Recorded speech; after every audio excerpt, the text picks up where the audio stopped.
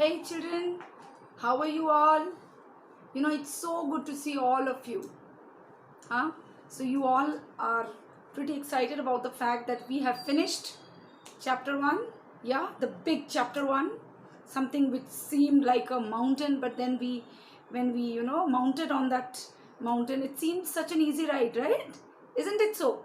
Yeah. So we will make all your chapters seem like a easy ride.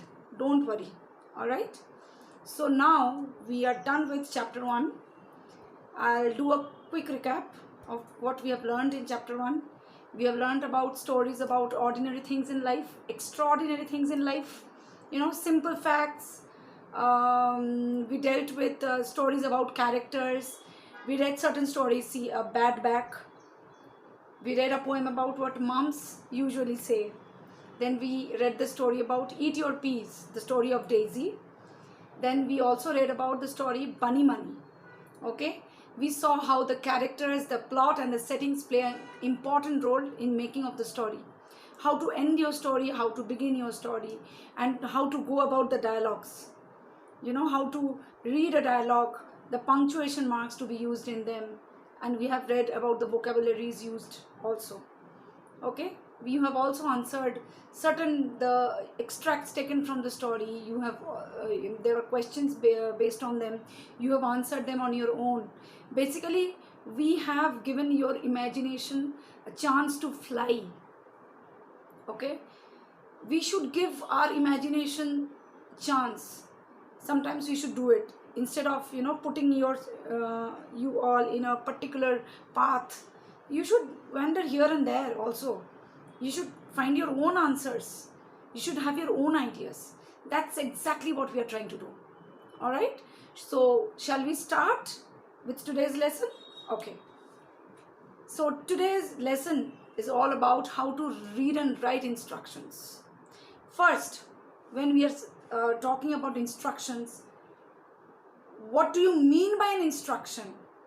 Is it an order, a step-by-step order given to someone in order to fulfill a task or fulfill an activity? Yeah? Let us see what instruction is all about. Instructions tell us what we need to do to make something or to do something in the right way. For example, in order to make a cake, if you ask your mom, I want to make a cake, I want to bake a cake for dad's birthday, can you help me?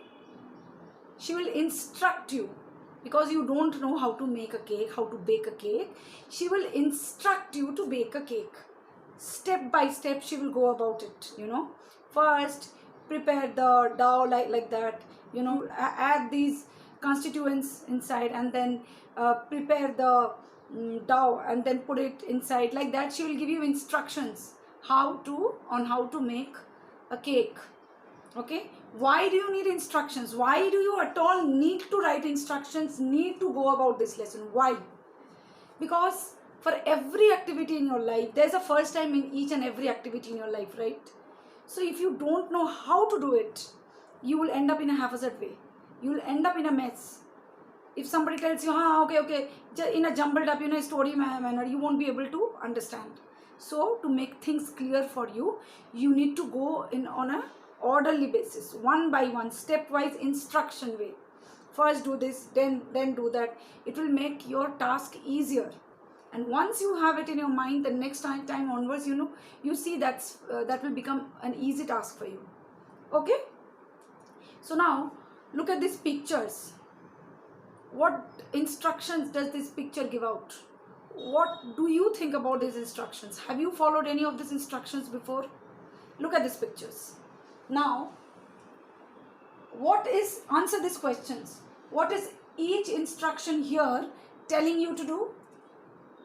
Which ones use words, pictures, sound, numbers, a chart or a diagram? You see all these pictures. In all these pictures, the mode of giving the instructions are different. Either it's words written over it, or else it's pictures, or sometimes a chart is given out, it's numbered. One by one you have to follow the steps. Sometimes, you know, the picture is all about the sound you hear. That will give you the instruction.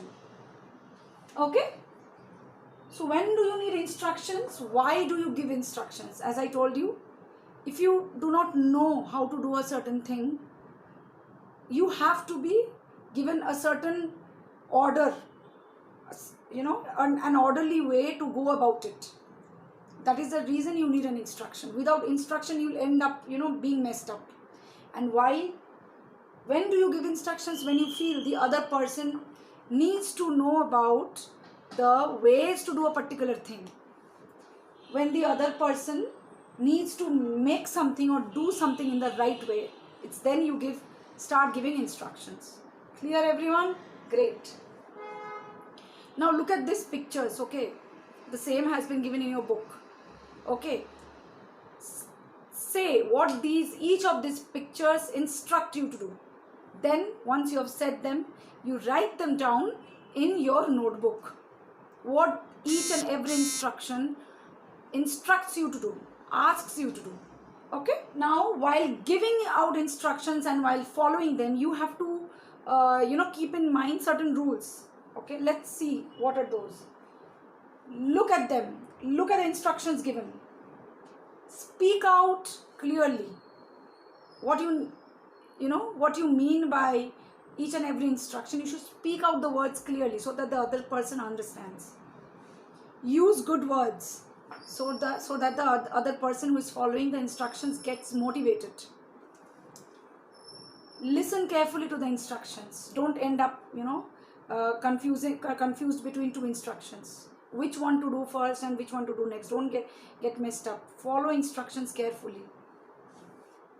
Take turns to carry out the instruction. Okay, so these are a few points you have to keep in mind while giving out an instruction and while taking it. Fine. Now you think of some instructions that you can give with a hand sign or just with a symbol, a hand symbol, or just an action. What does this mean? Stop. Say, I'm not saying it. By a hand symbol, you all understood, right? It means stop. Simply, again, what does this mean? When you're asking for a lift, you just stand in the road and the cars are passing by, you do this. Can you give me a lift?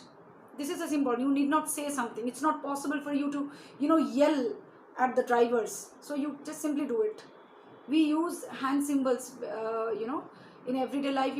So practice without words and with words. Go there, sit there, or play here, play there, go out, come here. Okay? Is your instruction clear with the usage of symbols, hand signs, action? Draw an instruction only using pictures. Think about when will you use your instruction? What will it tell someone to do? How could your instruction be clearer? Use pictures, to give out the instruction. So these are a few activities you can do, Now children, let's have a look on which section of the society needs to follow instructions the most. Okay? They are any guesses? Yes, they are the scientists. You know what's a scientist? Who is a scientist? Well, scientists are the ones who learn about the world we live in by doing experiments. Okay? By finding out certain things by doing experiments. So, let us learn about the instructions that a scientist has to follow. And let's learn about scientists as well. Why are instructions important for a scientist? Because he lives by doing experiments. Okay, we live on the answers given after doing the experiments by the scientist. But the scientists are the ones who find out the answer. How do they get to the answer? By doing experiments. In order to do any experiment, they need instructions. What is an experiment? When you try to do something to find out what happens, step by step, in a step by step manner. Here you usually need to follow instructions. Can you be a scientist? Yes, you can. Yes, you can learn about science. You can follow instructions to do experiments just like a scientist. Okay? Now, look at the words scientist and experiment, the long words. Scientist. How many syllables are there? How do you break a word into syllables? The number of times your jaw drops while saying the word, or you can clap and break. Say scientist. Scientist. 3 times your jaw is dropping. Say scientist. So there are 3 syllables in the word experiment. See, experiment. So 4 times your jaw is dropping. Experiment. So this word has 4 syllables. Now look at these words. Word, garden, library, traditional, playground, instructions. How many syllables can these words be broken into? How many syllables does each word have? Write it down in your notebook. Write the word and the number of syllables it has. Okay. Now look at these pictures. You see the pictures of children trying out something, trying out on experiments. What do you think? What are they working with? There are 3 pictures. They are doing something or the other. In the 3 different pictures, they are doing 3 different things. So what do you think? What are they trying to do? What are they working with? Where are they working? Where are these experiments taking place? What are they trying to find out? Which experiment would you choose to do in these 3 pictures? What equipment would you need? What is an equipment? Equipment is a basic thing in which is the basic material with which you do your experiment. That is called an equipment. Now, how to be a scientist? We all discussed, right? You can also be a scientist. Now, how to be a scientist? You have to follow certain instructions in order to be a scientist. These instructions are, the rules or the instructions are, read the experiment to understand before doing it. Read it properly, thoroughly. Check with the grown-ups for the special science words. There might be some words which you don't know, you have never heard of. So you have to ask the grown-ups for it. Keep all the equipments ready before you start your experiment. Do you need anything to wear over your dress so that your dress is kept unscathed? Yes. Usually scientists wear a coat that's called a lab coat, okay, on their dress to keep your clothes unscathed. Be safe. Check with grown-ups for special goggles if you need special goggles. There's some experiments where their liquids might spill into your eyes. In order to be safe, okay, you can wear goggles. Wash your hands after you finish. Do not put them in your mouth or eat something while doing the experiment or before washing your hands. Never play with heat or cleaning chemicals. They're very harmful. You have to wear gloves before touching them. You should not come in direct contact with those chemicals or with heat. You should never touch it with your naked fingers. Keep writing, drawing your experiments through a notebook. Keep a notepad. Whatever you're doing, keep on writing them. Keep on drawing the pictures one after the other. Later on, you can go through these and, you can repeat that experiment on your own. Always always after finishing up, always clean up, tidy up. Okay? These are the instructions or rules you have to follow if you want to be a scientist. Now I may ask you what you have to do, what you should avoid, what you should do, what is an equipment. We discussed this. Okay? Think about this. How many syllables does this word equipment have? Think about it and write it along with those words in your notebook. Okay? So, these are the basic rules you need to keep in your mind if you have to be a scientist, and you have to follow the instructions also. Okay, so that's all about today. And the task that I gave you today is, write all these words in your notebook and break them down into syllables. See how many syllables are they broken into. Write the number of syllables in the word in your notebook. That's your task for today. Okay, I'll see you all in my next video again. Till then, take care. Bye bye.